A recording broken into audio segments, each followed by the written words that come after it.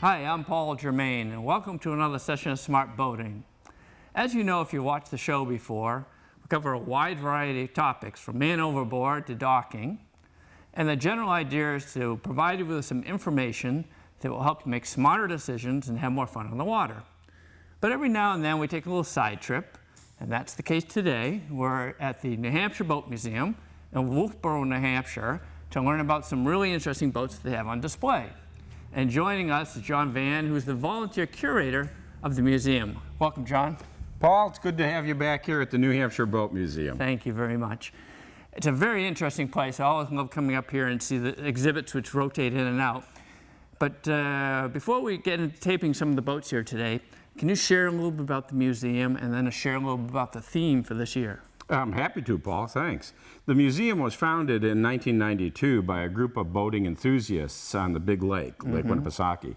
And our mission is essentially to provide an understanding of and appreciation for the boating heritage of the state of New Hampshire. And we essentially focus on freshwater boating. We rotate the exhibits every year, so there is always something new for your viewers to come and see when they're here. And our theme this year, because this is a regatta year for the museum, is racing on New Hampshire's waterways. And we have a history of racing here that goes back to when Indians paddled their canoes across the Great Lake, is that right?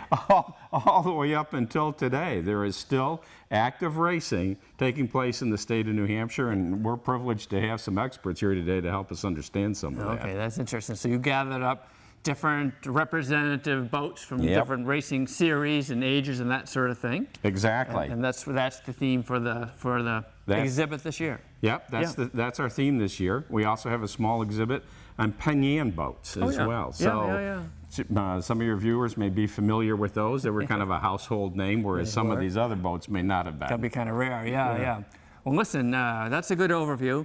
Now, what I'm going to do, I'm going to work primarily off camera here today. So I'm going to get out of the view, talk to you and some of the other experts here today, and then come back and rejoin you at the end of the show. That's great. Looking forward to it. Okay, great. Well, here's an interesting boat at the museum. Hunt, can you tell us a little bit about this one? Sure. This was a 1953 Sydcraft A Stock Runabout. And it was made in New Jersey back in the early days of outboard racing in the U.S. The American Powerboat Association was set up in the early 50s for stock racing. Before that, they only did inboards.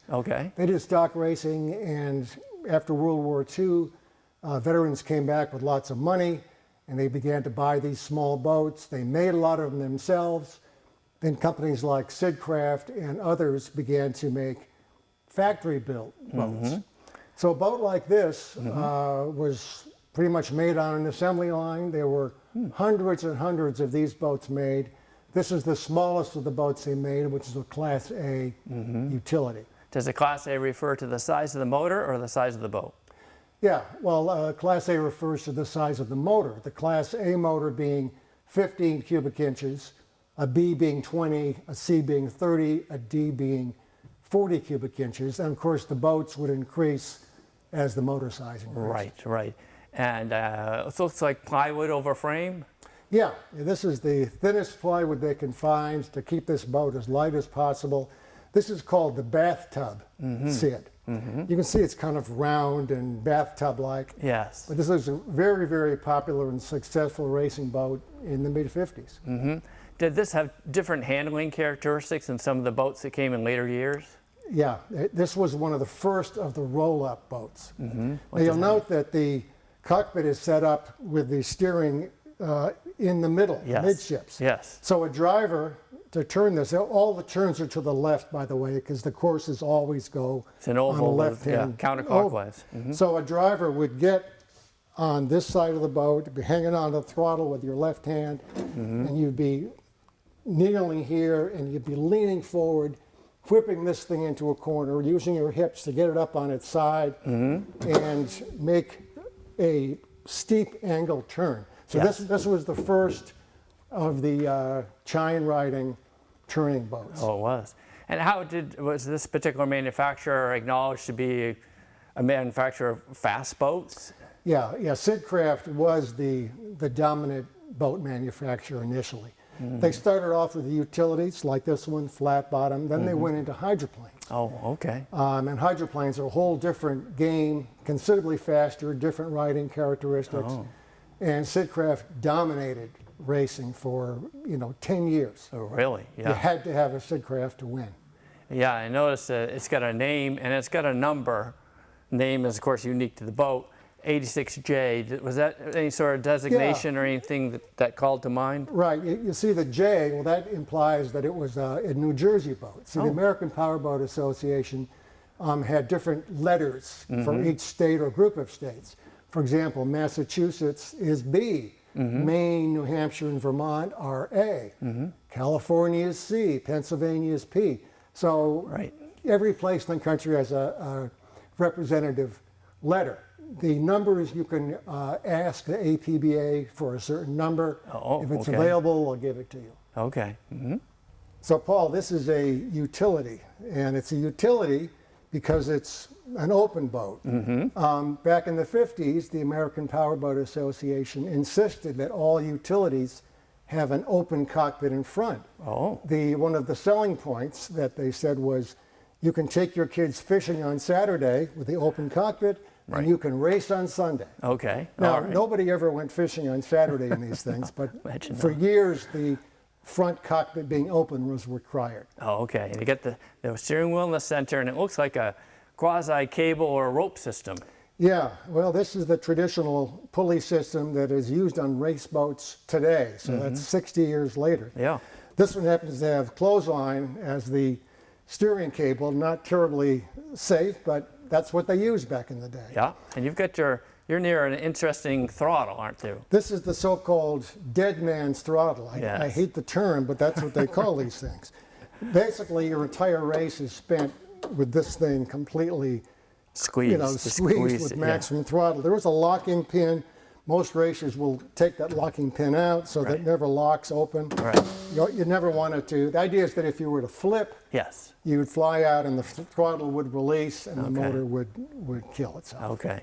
So typically one person in the boat at a time, who's the driver on the center line, basically of the boat. Right. And shifting their weight to get better traction in the corners? Shifting his weight to get better traction in the corners and moving backwards and forwards in the cockpit. This was always a major factor. Right. If it's a calm day and you can hang that boat up like that, you've got guys with their butts right against the motor pins right here. And the boat is hanging. Now note this boat has some lead weights attached to it. Well, that's just not because it's pretty, it's because there's a weight limit for the boat, motor, and driver. And after every race, the winning boats are weighed. And if you're underweight, you're disqualified. Oh, okay. So everybody knows exactly how much they weigh in the boat. And if they're light, they're going to add weight to make weight. It's like a handicap system with horses. Exactly. Yeah. So Paul, this is the KG4 Class A racing motor made by Mercury. And this is the motor that dominated Class A racing for 15 years.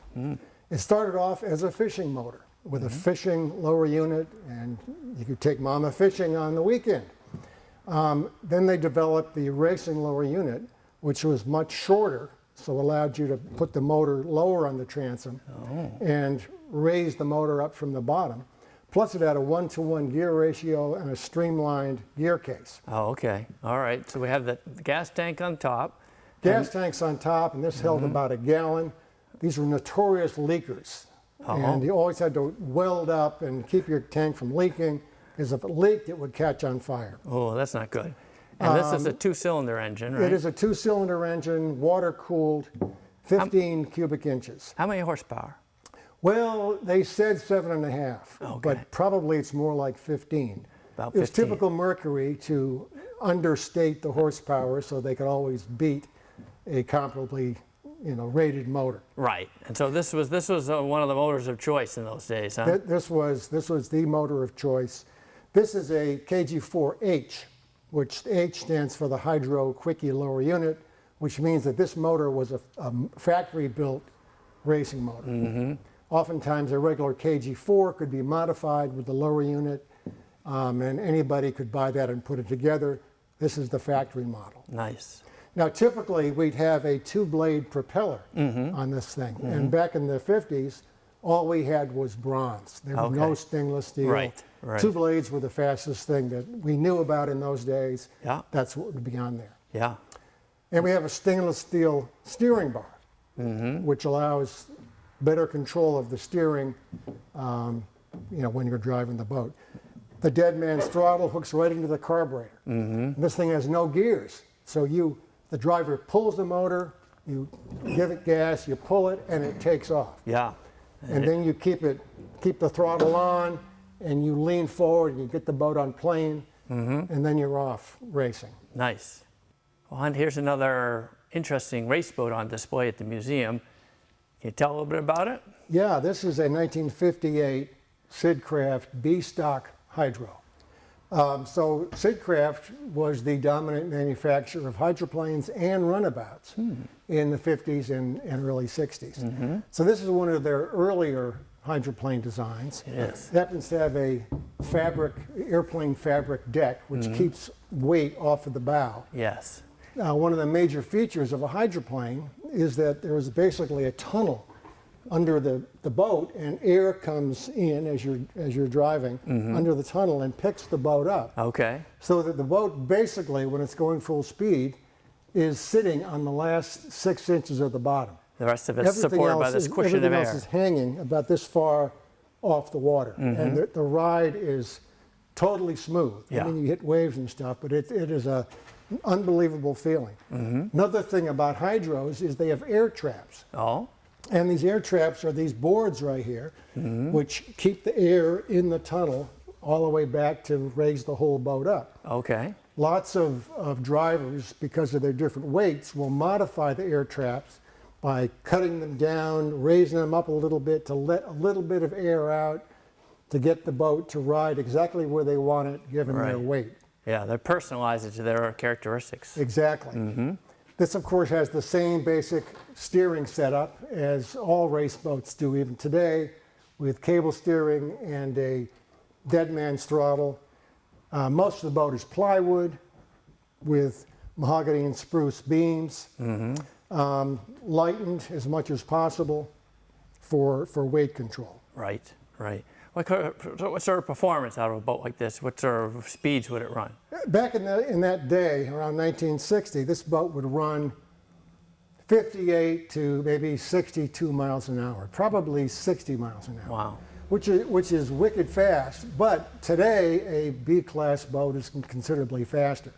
Okay. One of the things that is one of the biggest thrills in racing is to see 12 of these B-Stock hydros all going down the straightaway, all heading into that first turn, hoping that everybody gets out. Yes, yes. And I mean, this is a wonderful driver boat and extremely exciting to watch.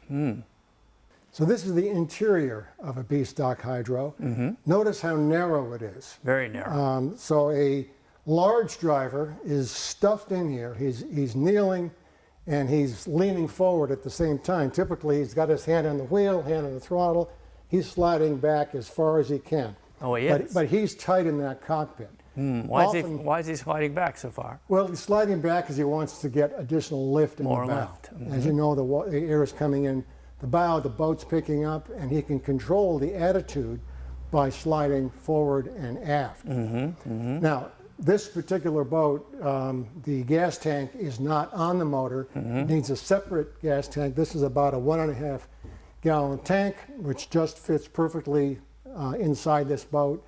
This is what they would use with a motor like this. Oh, yeah. And, yeah, not much capacity, but enough to do a day of races. Well, probably less than a day of races, but you definitely get 2 heats in, 3 heats in, max. But you can always fill up again. Yeah. So this is the engine. This is a B Stock racing motor. It's a 20 cubic inch motor, 2-stroke, of course, made by Mercury. This was the premier motor in all of outboard racing for many, many years. Really? Extremely reliable and fast motor. This thing, too, started off as a fishing motor with a fishing lure unit, a big propeller on it, and you could go out, you could water ski with this thing. And then Mercury decided to get into racing in the early 50s, began to make these things in the late 50s, and they kept modifying the lower unit to get more speed. One of their competitors, the Champion Hot Rod Company, came out with a comparable racing motor, and Mercury was starting to get beat in races. So they went back to Fond du Lac headquarters, and they came up with this, what they call the Howler lower unit, or the toilet bowl lower unit, which is a elaborate tuned exhaust system, which probably increased the speed of these boats by 5 or 6 miles an hour. So at that point, everybody else dropped out of stock outboard racing motor manufacturing, except for Mercury, and this motor dominated for years. This is an extremely loud motor. It sounds like a chainsaw going full speed right next to your ear. Now, again, picture 12 of these things going down the straightaway, 12 chainsaws, and it is the most phenomenal thing you've ever heard or seen in your life. It's great. The lower unit, you can see it's a Quicksilver lower unit, and it's 1-to-1 gear ratio. Typically, again, a bronze 2-blade propeller, which would be very fast, and this thing would go 60 miles an hour all day. Well, here's another interesting race boat on display. Hunt, this one is slightly different in terms of the design. Yeah, this is a much bigger boat. This is a D Stock hydroplane. But one of the major innovations on this boat is the pickle fork design. Okay. And what the pickle fork is, it moves the sponsons forward, sponsons being these air traps on either side here. What that allows to do is to get the driver a little bit more forward, keep the lift under the boat, but have the sponsons big enough to dig into the turns and allow the boat to turn well. I see. So it has all the benefits of the older shovel nose hydro with a lot of new benefits of increased performance. Right. Who design. Manufactured the boat? Do you know? This is made by one of the Bowman brothers. I think this is Shannon Bowman in New Jersey. He and his brother both built boats. Shannon was a great boat builder pretty much up to the present. And this is one of his better designs with D-Stock Hydro. And you can see, again, in the layout of this boat, a very narrow interior so that you're squeezed in there. Right. Now, a D-Stock Hydro is typically run by big drivers. It is. Okay. A guy my size would probably not run a D-Stock Hydro because I'd have to add 100 pounds of lead to make weight. Right. Big guys race this thing. I mean, we have guys that weigh 300 pounds that can be competitive in a D-Stock Hydro because it is so powerful. Yeah, wow. So again, same basic steering setup, pulleys and cable, same dead man's throttle arrangement. Also a gas tank. Now you'll note that this gas tank is a custom-made tank, just about enough gas for one heat. And it's bolted to the side of the boat, and that runs right into the motor. So every time you come into the pits in between heats, your pit crew will be dumping gasoline in there. So as we've said, the boat has a small steering wheel, but you only drive with one hand, dead man's throttle. Notice the cowling in this boat. It's a fairly big cowling. This allows the driver to be kneeling with his head right here, so the wind will come over his head. Great for aerodynamics. One of the features of these newer big hydros, and in fact all hydros, is this cutout left side. Oh yeah. And the idea here is, if you picture me kneeling in this boat, I'll have my hand on the throttle, but my elbow will be outside, so that when I'm in the turn, I can lean the boat and get a lot of weight to the left-hand side, which really helps dramatically in turning. Does it? The right side of the boat is reinforced with extra thick material. The reason is that if one did tend to flip, you tend to flip to the outside, and centrifugal force pulls you that direction. I see. This keeps you from flying out of the boat, for breaking the boat. This is a D-Stock motor. This is the Mercury 44XS, 44 cubic inches, 4 cylinders, 2 carbs, water cooled. Notice the very, very short lower unit. Yes. I mean, it's dramatically shorter than your average water ski or fishing motor.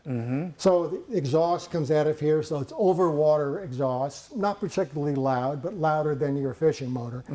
And a tiny little Quicksilver 1-to-1 ratio lower unit. Now, this motor would probably have a 3-bladed stainless steel prop on it. Okay. Which were yes. invented well after the earlier boats and provided a lot more lift and a lot more speed and a lot better turning. Okay, probably a chopper, what they call a chopper prop, Well, right? they had choppers in there and elephant ears and a lot of other different things. This boat with this motor will run almost 80 miles an hour. Wow. So it's an extremely fast boat. You'll notice that this looks like the kind of motor that you would see on the lake. Right. And indeed, the power head is almost identical to what you could buy. But this has the racing components down below and is only available to racers who wanted to buy it. Right, so this is one of the engines of choice for the guys racing in this class. Yeah, this motor, even today, is a popular D motor. There's one other motor that's come out, a Japanese motor. This one is still highly competitive, and you see them all over the country in D stock hydro. This is a brand new B stock Runabout. Never been in the water. It's made by Ryan Runny down in New Bern, North Carolina. He's the son of another great boat builder, Farmer John Runny, who made boats like these and hydroplanes, and is very, very well known up and down the East Coast for making fast boats. Okay. This is his latest version. What class would this run in? This is B stock Runabout. B stock, okay. So this is going to have a 20 cubic inch hot rod motor on it, which is a brand new motor, very, very light, made in the US, and specifically able to be turned up on roll-up kind of boats because of the lightness of the motor. And this is a roll-up boat. So drivers are going to be hanging onto this throttle, hanging onto the wheel, leaning to the left and popping this thing up on one of the chines to whip around those corners very, very tightly. Yeah, and the driver, of course, could be male or female, right? Absolutely. There are more and more women drivers, and there are women drivers in all classes. Now, typically being lighter, women will run Class A or Class B because the boats are smaller, but there are women in Class C, there are even a few women who come into Class D and go 80 miles an hour. So there's no line for sex in this thing. Everybody can do it, including kids. Right. And there's a kids class called the J class. So kids from 9 to 12 can race with a restricted motor, basically an A motor with a restrictor in the carburetor that slows it down and gives kids a few years to learn how to handle a race boat. Then they'll go into Class A or B. Paul, here's another real popular little racing boat. It's a Penyan Swift. Swift. And these were made by the Penyan Boat Company, Penyan, New York. And it was started in 1921 by a German immigrant named Charles Herman. And they produced a massive variety of boats, essentially wooden for a long time. Oh, yeah. And they included fishing boats, recreational boats, and then they produced this little racing runabout. And this Swift became a really big seller for a couple of reasons. One was that they are very strong. It's essentially plank-on-frame construction. Like a canoe, right? What's that? Similar in construction to a canoe? Yep, similar in construction to a canoe or a Lyman, typically kind of boat. They were very watertight when they swelled up, and they were sturdy. Yeah. And so you could put a pretty good sized motor on it and you still had a good solid boat. It has designed with the midship steering wheel on it, and it was also designed to be comfortably and easily run. There's a couple of other design features that we'll show you in a minute that made them popular, but these were literally run all over the country. They were, yeah. So very popular, relatively inexpensive way to get into racing, I would imagine. It was one of those kind of boats where you can take the kids fishing on Saturday and race it on Sunday. You really could with this boat. You really could with this boat, and people did with this boat. John, as we look at the interior of the boat, starting with the front deck and the bow, beautiful appearance, an assortment of woods apparently used in the construction of this boat, right? Penn Yans were known for the assortment of woods that they used, and so you see a whole variety of those in this boat. Essentially, they started off with an oak framing system, and so you'll see the main members of this boat are essentially a white oak. Here you have the double ribbing that takes place throughout most of this boat as a strengthening item. You'll see also that while these seat supports were kind of a Penn Yan logo kind of thing, they really are useless. And so what they did was they double supported these things with massive cross ties. If this boat was being raced, this seat back would come out, and this seat back would come out as well. They would simply take all of those out. Decks were principally mahogany, but you'll see there was a variety of different kinds of woods that were used in that, all the way back so that the transom you'll see is a single piece of massive marine plywood. It is, okay, okay. And these had an adjustment screw to adjust the bottom configuration, correct? Yeah, right down here by the back of this gas station is a nut. And that nut works to this bottom member underneath there. And that would allow it to distort the shape of the bottom of the boat in a race. That's very interesting. And so a racer could distort that to achieve greater speed, less resistance or bubbling or cupping or whatever was going on under there. And so they could adjust that to that. That's nice. And they had a pretty good gas tank board here. Yeah, you see this is set up with a pressurized gas tank here into a Mercury KG9. We've seen these Mercury motors were one of the most popular, and we've seen some other examples of those on other boats in the museum. But you'll see that it runs all the way up. There's a dead man's throttle here on the engine, but there's also one up here for the driver. So this would be typically the one that the driver would use, and this one would be disconnected. This was just kind of there, out of the way. Rope pull on it, so it was a start and go kind of boat. Yeah, no gears, just direct no drive gears. forward You put this thing in gear, and off you went. And you'll see that this one has a racing propeller on the engine. It's a vegetable chopper style. And it also has the mandatory fire extinguisher in the back corner. What sort of performance, what sort of range of performance would they get of a boat like this, John? Oh, it depends on the size of the engine, but you could run this boat anywhere between 30 and 60 miles an hour, depending on the engine. Wow. Which made them fun to drive. Yeah. Well, John, you know, it's hard to believe, but we've run out of time for the show today, and we've actually seen a lot of very interesting boats. Before we wrap up, do you have anything you want to share? Well, we just want to thank you for being here today, Paul, and we hope that your viewers enjoy all of these boats, and we'll take an opportunity between now and Columbus Day to come on up and see them in person. Right, or next year, right? Or next year. Well, we'll change the exhibit. Change the exhibit, but it'll be the same sort of thing, a rich exhibit of boats from the region, It will be fascinating boats next year, different than these. So come both. And you've got an event coming up here We soon, do. right? We are an experiential museum, and you have an opportunity to see the Vintage Race Boat Regatta on September 13 and 14. Okay. And next year, if you'd like to learn how to build a boat, come to our boat building school. That's a great idea. Learn how to sail and have a great time. John? Thanks, Paul. Thank you. And thank you, Smart Boating viewers, for watching today. If you have comments or questions, please come visit us at the website, www.smartboatingus.com.